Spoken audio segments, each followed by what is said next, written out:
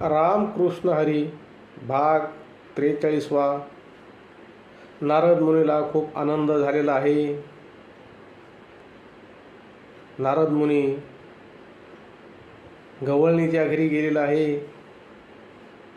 पहिल्या घरी गेला.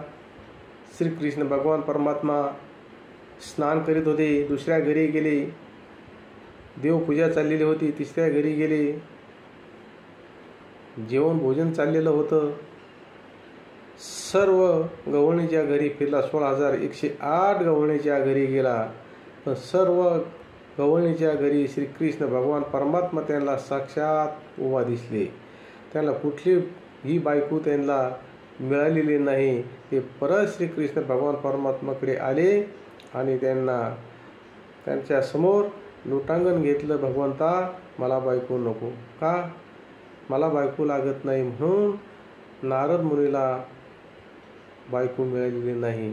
रामकृष्ण हरी. रामकृष्ण हरी.